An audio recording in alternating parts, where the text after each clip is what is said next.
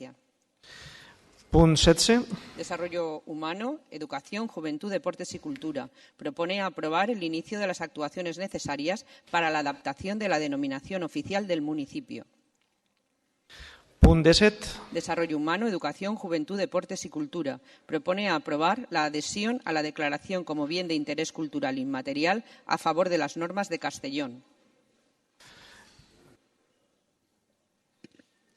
Té la paraula la senyora... vosaltres també. Marca el... Bé, té la paraula la senyora Amparo Pico.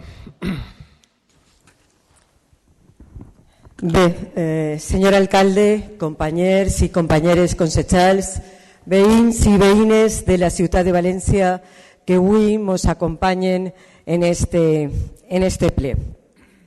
Respecte a esta moció d'adhesió a la declaració de bé d'interès cultural de les normes de Castelló, des de Ciutadans volem deixar ben clar que estem treballant, anem a continuar treballant en tota la firmea per a recolzar i defendre la cultura valenciana i, en conseqüència, la cultura espanyola.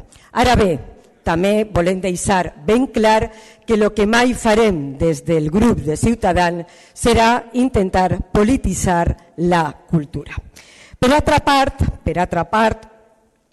i des de la coherència i responsabilitat política, el que no devem, ni podem, ni anem a fer és aprovar la declaració de bé d'interès cultural a unes normes lingüístiques, siguen les normes que siguen. I anem a fer-ho per diversos motius. En primer lloc, perquè considerem que és una qüestió que no depèn dels polítics. Això per a començar. I en segon lloc, perquè considerem que supondria, d'haver-ho acceptat, supondria contribuir a la paralització del dinamisme i la evolució pròpies de qualsevol llengua. D'alguna manera, no hi ha que oblidar que una llengua és un organisme viu, dinàmic i canviant, i per tant que puga adaptar-se a la realitat vigent de cada moment. Però això sí, també volem deixar ben clar que en ningú cas per motius polítics o ideològics. En definitiva, no podem estar a favor d'esta moció perquè, de fer-ho, estaríem contribuint al seu bloqueig com a llengua i estaríem impedint el seu debut, desenvolupament i enriqueciment com a llengua valenciana, evitant, per tant, en aquest BIC, la incorporació de noves paraules que van sorgint en el temps, i tampoc hi ha un aspecte molt important que no hem d'oblidar, que les llengües les van fent en el temps les persones. I per tant estarien matant literàriament a la llengua valenciana, al igual que estaríem bloquejant, paralitzant i matant igualment al castellà si el declaràrem bé d'interès cultural. Moltes gràcies. Bé, té la paraula el senyor Alfonso Novo. Sí, molt breument, simplement per a manifestar l'abstenció del nostre grup. Anem a abstindre's en aquest punt. Anem a abstindre's, no sé si se sent. Sí, no? Que anem a abstindre's en aquest punt, insistisc. Perquè això és un expedient que naix, pareix ser, per iniciativa de la pròpia Conselleria de Cultura. No coneguem aquest expedient en profunditat, tampoc sabem efectivament si s'han modificat o no s'han modificat, i en tant en quant no coneguem el fons d'aquest expedient, nosaltres, com ja ho vam fer en la comissió, mantenim l'abstenció en aquest punt. Res més. Molt bé, gràcies. Té la paraula la senyora Consol Castillo. Bueno, bon dia, senyors presents a la sala, regidors i ciutadans. Jo m'havia preparat una intervenció, però després de la intervenció de la senyora Amparo Vicor, la veritat és que necessito prendre una certa distància. Anem a veure. Efectivament, en la Comissió de Desenvolupament Humà se van abstindre els representants dels partits de l'oposició allí presents i això, la veritat és que a mi no me va resultar estrany, pensava que era quasi coherent en posicionaments anteriors, però clar, la senyora Micó, jo ho lamento molt, però ha dit vostè unes barbaritats de l'alçar d'un campanar, que diuen en valencià. Anem a veure. Jo creia que el tema de les vacances de Setmana Santa els hauria fet reflexionar a vostès i portar-los a la votació favorable del tema de l'adhesió de bé immaterial respecte de les normes de Castelló. Per què? Pues perquè aquest reconeixement no ve a dir, ni més ni menys, que des d'esta institució, que és una institució que en l'any 95 ja aprovar un reglament d'ús, que després es va publicar, que ha costat 20 anys que se posarà en funcionament. L'única cosa que fa és reconèixer que per a la utilització d'una llengua tots els parlants d'aquesta llengua s'han de dotar d'unes normes. Evidentment que les llengües canvien, però no canvien de forma anàrquica, sinó que canvien adaptant-se a processos d'evolució, de modernitat, de creació de tal. Però, senyora Micó, d'una altra cosa no sabré, però jo m'he dedicat 22 anys a la docència d'esta llengua, no del xino, sinó d'esta llengua.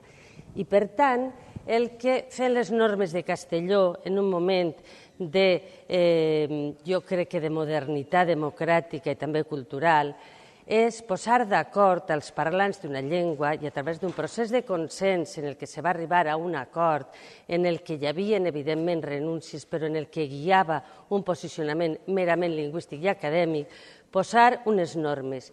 I aquestes normes han demostrat ser tan útils que han sigut capaces de suportar 40 anys de dictadura en la que estava prohibida la utilització de l'ús de la llengua, tant a nivell oral com a nivell escrit, en els àmbits formals, resistir més de 10 anys de politització respecte del tema de l'ús de la llengua i en el segle XXI fan possible que des de qualsevol àmbit del coneixement o de la utilització quotidiana hi hagi un referent sobre el qual actuar.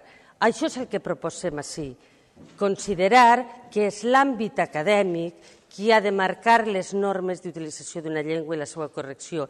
De la mateixa manera que ho fa les entitats corresponents en l'àmbit del castellà o en l'àmbit de l'anglès o del francès, o el mateix que fa des dels àmbits acadèmics de la medicina els que marquen les pautes d'utilització.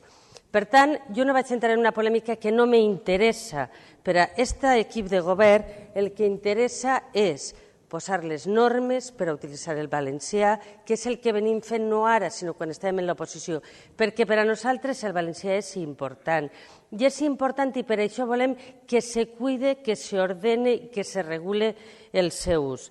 Crec que perdran un tren importantíssim de modernitat, de posar-se al costat del món acadèmic, del món universitari i del món de la normalització. Jo no vaig a dir que defensa més el valencià que vostè ni que ningú dels presents aquí, però sí que li dic que des del nostre grup polític, des del nostre grup de govern, això ho fem palès cada dia i de forma coherent i de forma correcta, respectant. Les llengües no creixen com els bolets i els xampinyons en la serra. Creixen, evolucionen, se codifiquen, però d'una manera tan natural com ho fa qualsevol comunitat humana. És a dir, no conduís cada un com li dóna la gana, ni com són a criteri dels conductors, sinó com marca la Direcció General de Tràfic. I la llengua s'utilitza d'acord amb les normes que determina els organismes que són competents. Si vostès no volen adherir-se, no s'adherisquen, però la justificació no és tota aquesta sèrie de coses que vostè m'ha dit, seran unes altres. Moltes gràcies. Molt bé, moltes gràcies. Té la paraula la senyora Amparo Picó. Té vostè la paraula.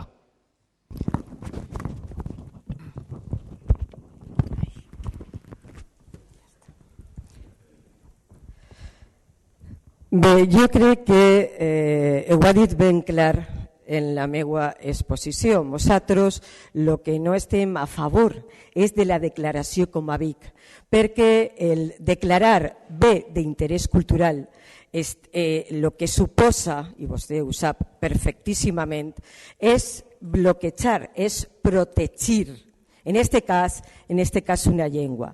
Per tant, el que nosaltres volem no és que s'estanque una llengua, sinó que garantisse l'evolució i l'adequat desenvolupament d'aquesta llengua com a llengua valenciana, que li assegure que des d'aquest grup la volem igual o inclús més que vostè. Simplement era fer-li aquest matís, simplement.